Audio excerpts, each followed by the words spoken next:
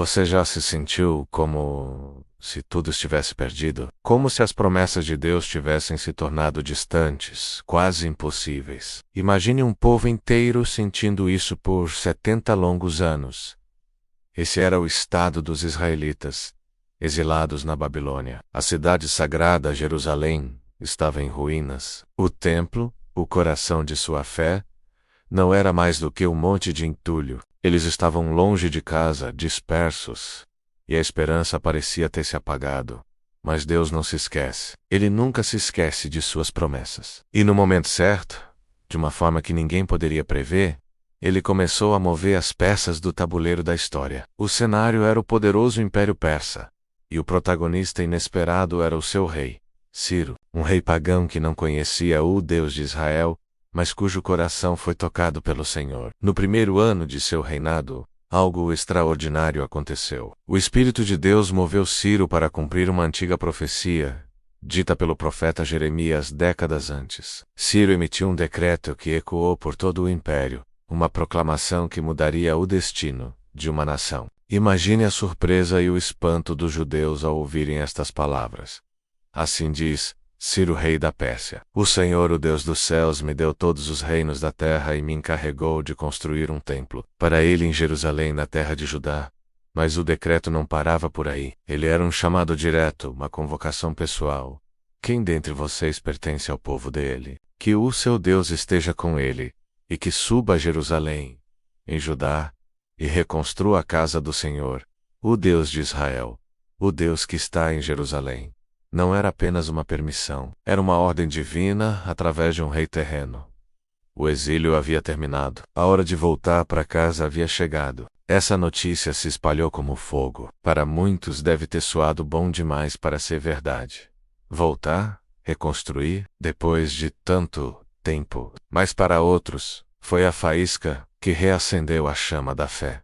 A Bíblia nos diz que os líderes das famílias de Judá e Benjamim, junto com os sacerdotes e os levitas, se levantaram, e não apenas eles, mas todos aqueles cujo coração Deus havia despertado. Foi um mover sobrenatural. Deus não apenas abriu a porta, Ele preparou os corações para atravessá-la. Eles não voltariam de mãos vazias, como escravos fugidos. Seus próprios vizinhos babilônicos, movidos por um impulso inexplicável, os apoiaram, deram-lhes presentes de prata e ouro, bens preciosos, gado e outros animais. Era como um segundo êxodo, onde o povo de Deus saía enriquecido da terra da sua aflição. E então, o próprio rei Ciro fez algo ainda mais impressionante. Ele ordenou que os tesouros do templo de Jerusalém fossem devolvidos. Aqueles mesmos utensílios sagrados que Nabucodonosor, o rei da Babilônia, havia saqueado e levado como troféus de guerra. Pense nisso.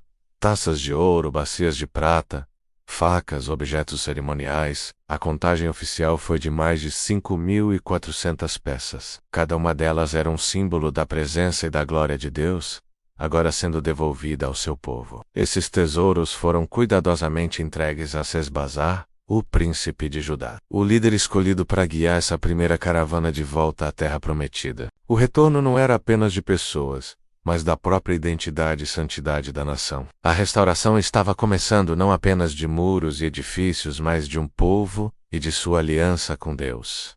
Essa história, registrada no livro de Esdras, é uma lição poderosa para todos nós. Ela nos mostra que o tempo de Deus é perfeito. Ele pode usar quem Ele quiser, até mesmo reis e impérios que não o conhecem, para cumprir seus planos. Quando parece que estamos no fundo do poço, em nosso próprio exílio pessoal, Deus já está trabalhando nos bastidores, preparando nosso retorno, nossa restauração. Ele move corações, abre portas que nenhum homem pode fechar e cumpre cada uma de suas promessas. A pergunta que essa história nos deixa é: quando Deus nos chamar, quando Ele despertar nosso coração para um novo propósito, teremos a coragem de nos levantar e obedecer? Teremos a fé para deixar para trás o conforto do que é conhecido e embarcar na jornada que Ele preparou para nós? A jornada de volta a Jerusalém foi longa e cheia de desafios, mas começou com um passo de fé, uma resposta ao chamado de Deus. que possamos ter essa mesma disposição hoje. Se essa mensagem poderosa da Palavra de Deus tocou seu coração e fortaleceu sua fé, eu peço que você deixe seu like neste vídeo. Isso nos ajuda a levar essa esperança para mais pessoas. E comente aqui embaixo: Senhor, desperta meu coração para teus propósitos. Vamos criar uma corrente de oração juntos. E claro, se você ama histórias bíblicas contadas com profundidade e emoção, inscreva-se no canal e ative o sininho para não perder nenhum dos nossos próximos vídeos. Obrigado por assistir e que a coragem dos que voltaram a Jerusalém inspire sua jornada. Até o nosso próximo capítulo da fé.